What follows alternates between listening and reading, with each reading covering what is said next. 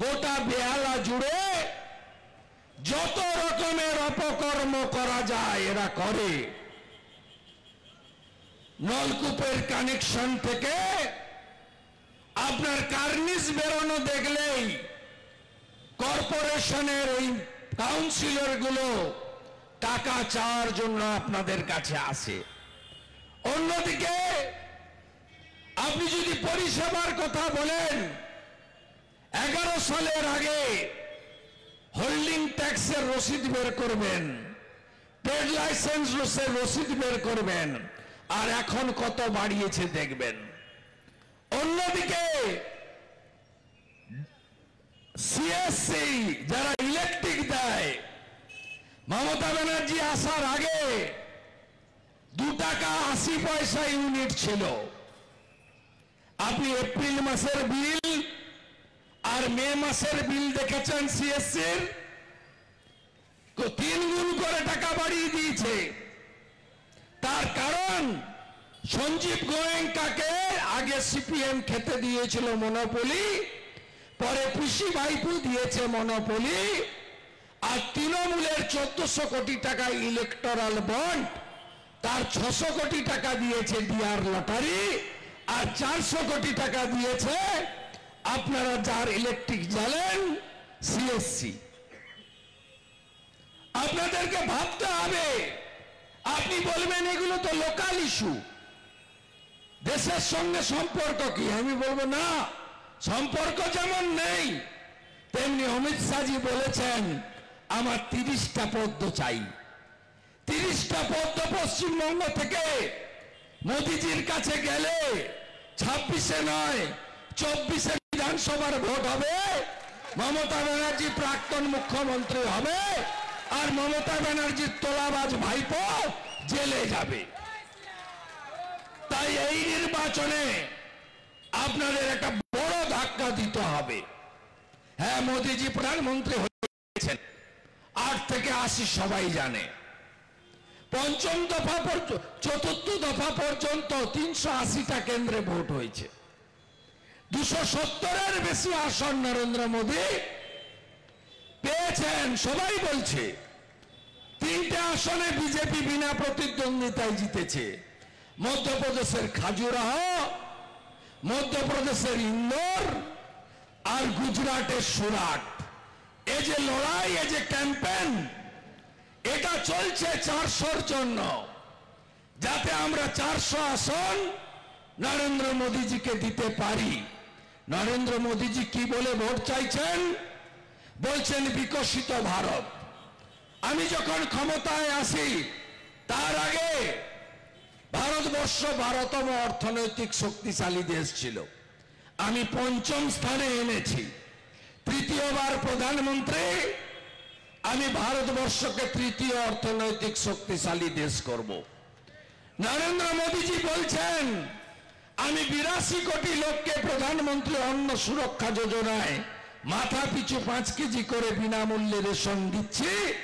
আমি 3য়বার ক্ষমতায় এলে আরো 5 বছর এই গরিব কল্যাণে এই কর্মসূচি চালাবো। নরেন্দ্র মোদীজি বলছেন আমি 4 কোটি পাকা বাড়ি বানিয়েছি, আগামী 3rd টার্মে আরো 3 কোটি পাকা বাড়ি বানাতে চাই। নরেন্দ্র মোদীজি বলছেন আমি নলবাহিত জল দিয়েছি, আমি নলবাহিত রান্নার গ্যাস মা দিদি বোনেদের রান্নাঘরে পৌঁছে দিতে চাই। নরেন্দ্র মোদীজি বলছেন উচ্চবিত্ত হোক আর দরিদ্র হোক, কোন অর্থনৈতিক মাপকাঠি থাকবে না। আমি 70 বছর হয়ে গেলে সিনিয়র সিটিজেনদের, প্রবীণাদের চিকিৎসার দায়িত্ব নিতে চাই। তাদেরকে পুত্র বৌমার কাছে হাত পাততে হবে না, সমস্ত সিনিয়র সিটিজেনের চিকিৎসার দায়িত্ব আমি নিতে চাই। তাই নরেন্দ্র মোদীজিকে আপনারা সবাই 3য়বারের জন্য প্রধানমন্ত্রী করার লক্ষ্যে পরীক্ষিত নেতৃত্ব, আমাদের টেস্টেড এবং ট্রাস্টেড লিডার, পার্লামেন্টে গিয়ে ঘুমায় না। কেউ কেউ প্রশ্ন করতে পারেন রায়গঞ্জ থেকে দিদি কেন এখানে? দিদির কাজই তো এখানে। দিদি দিলীপদেরকে এই আসনগুলোয় পাঠানো হয়েছে তৃণমূলকে দুর্মুষ করার জন্য। এই লড়াকু নেত্রী, ফায়ারম্যান লিডার নেত্রী, তিনি এসেছেন মমতা ব্যানার্জি আর তার ভাইপোর দক্ষিণ কলকাতাতে পদ্ম ফোটানোর জন্য। আপনি ভাবছেন কিভাবে হবে? ৭৭ প্রিয় রঞ্জন দাস মুন্সি ভাবছিলেন আমি জিতব, মিছিলে লোক, মিটিংয়ে লোক, কিন্তু যখন গণনা হয় আমার পিতৃদেবরা বলেছেন, সবাই চুপচাপ উল্টে দিয়েছিল, তখন মেশিন ছিল না। জনতা পার্টির দিলীপ চক্রবর্তী ১ লক্ষ ভোটে এই কেন্দ্রে জিতেছিলেন, প্রিয়দাকে হারতে হয়েছিল। আমি আপনাকে বলে যাই, এবারে দক্ষিণ কলকাতা থেকে দেবশ্রী চৌধুরী জিতবেন, কেউ তাকে আটকাতে পারবেন না। আপনি বলবেন সংখ্যালঘুরা কি করবে? আমি নিজের চোখে দেখে এসেছি। গার্ডেন রিচে চাপা পড়ার পরে ঢুকতে যায়নি কয়েকদিন, পিসি গেছিলেন, তারপরে আমি গেছিলাম। আপনারা যারা আমার সঙ্গে গেছিলেন বা ফেসবুকে বা টিভিতে দেখেছেন, সমস্ত সংখ্যালঘু সংখ্যাগুরু সবাই বেরিয়ে এসে বলেছে আমরা পরিত্রাণ চাই, আমরা এই তোলাবাজ, সিন্ডিকেট, কাটমানি, পুলিশি রাজের হাত থেকে আমরা বাঁচতে চাই। তাই আপনারা নিশ্চিন্ত থাকুন। বলবেন ভোট কিভাবে হবে? হাই রাইজে তালা লাগাবে। ভবানীপুর বাই ইলেকশনে করেছে।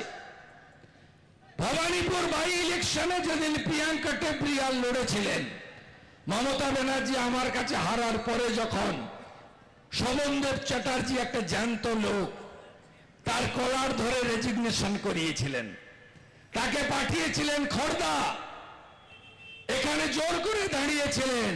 সেদিন গুন্ডারা, বাবলু সিংরা,